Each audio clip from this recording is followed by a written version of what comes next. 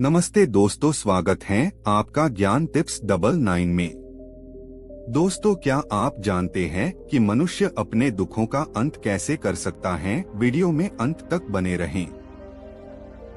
एक समय की बात है, एक छोटे से गांव में एक साधारण किसान रहता था। उसका नाम रमेश था।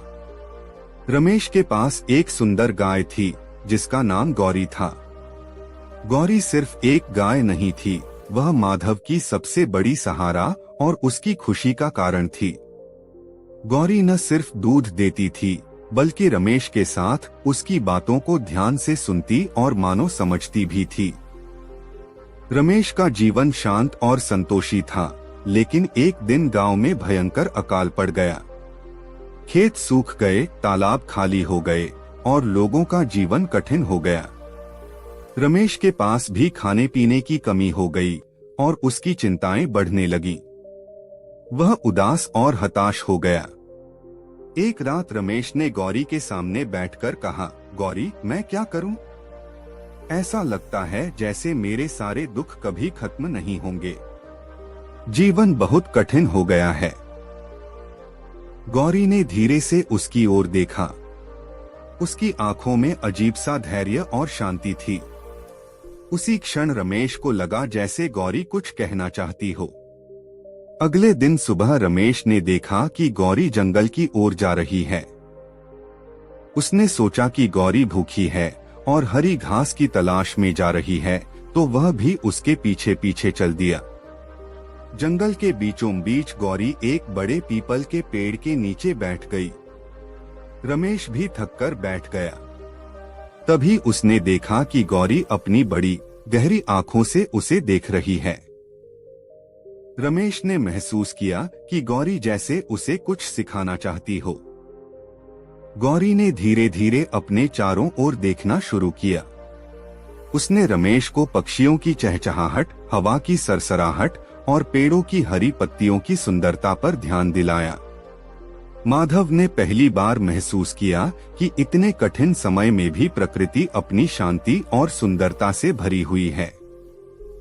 फिर गौरी ने पास के तालाब में अपनी परछाई देखी और फिर रमेश की ओर देखा, मानो वह कह रही हो, अपने अंदर झांको, सभी जवाब वही हैं। रमेश को समझ में नहीं आया। उसने पूछा, गौरी, तुम मुझे क्या सिखाना चाहती हो? मेरे दुखों का अंत कैसे होगा? गौरी चुपचाप अपनी पूंछ हिलाते हुए तालाब का पानी पीने लगी। अचानक रमेश को लगा कि गौरी का हर क्रियाकलाप एक संदेश है।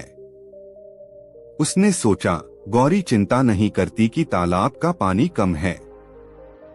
वह वही पीती है जो उपलब्ध है। वह भविष्य की चिंता नहीं करती।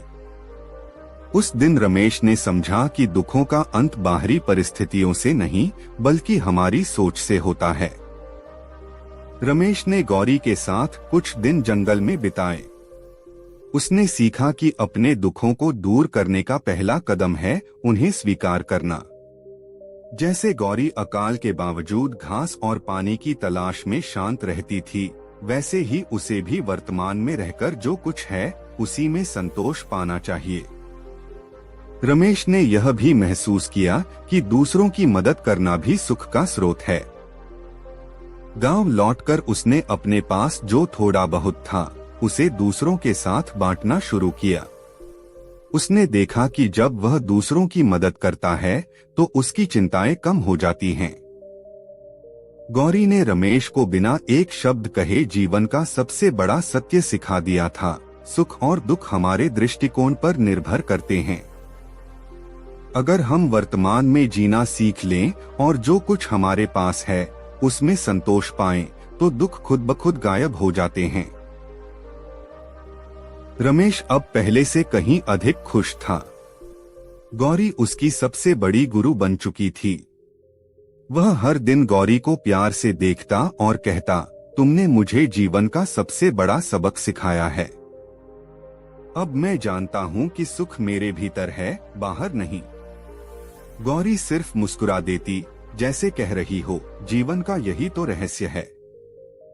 इसे समझने में कई जन्म लग जाते हैं। अगर आपको हमारी यह स्टोरी पसंद आई हो तो हमारे चैनल को लाइक एंड सब्सक्राइब ज़रूर करें और कमेंट बॉक्स में एक प्यारा सा कमेंट करें कि यह स्टोरी से आपने क्या सीखा। धन्यवाद।